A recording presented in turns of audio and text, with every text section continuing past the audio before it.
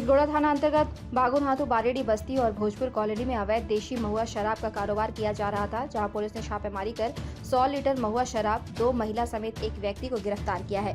Sidhgora police को गुप्त सूचना मिली थी कि बागुनहातू और बारेडी बस्ती के भोजपुर कॉलोनी में अवैध रूप से देशी महुआ शराब की खरीद बिक्री की जा रही है। साथ ही साथ लोगों को बैठाकर शराब भी पिलाया जा रहा है।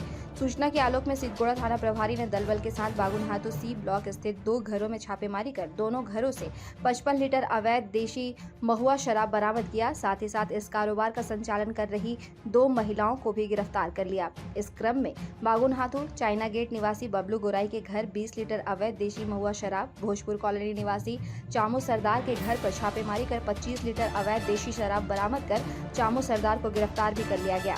इस तरह पुलिस ने चामू सरदार समेत 2 महिलाओं को गिरफ्तार किया। साथ ही 20 लीटर अवैध महुआ देशी शराब और शराब पिलाने में प्रयुक्त होने वाले सामान को भी बरामद किया है। 25/7/2023 को शाम में सूचना मिली थी कि बागुनहातू क्षेत्र में और भोजपुर कॉलोनी क्षेत्र में जो है अवैध शराब की बिक्री की जा रही है, जिससे आम जनता को काफ़ी परेशानी हो रही है। इस सूचना के सत्यापन हेतु जो है टीम बनाकर त्वरित कार्रवाई करते हुए हम लोग बागुनहातू के लिए प्रस्थान किए।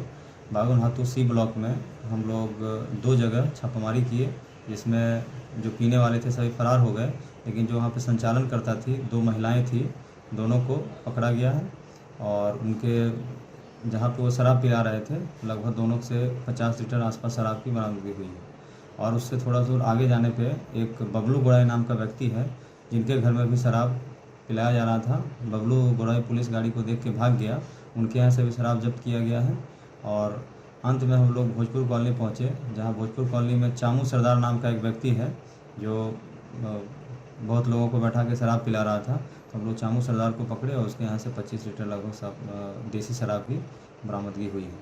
और इसमें इस घटना में जो शामिल हैं, जो शराब बेचने वाले हैं, जो शराब इनको सप्लाई करते हैं, सभी का नाम चिन्हित कर सभी के विरुद्ध अगली कार्रवाई की जा रही है।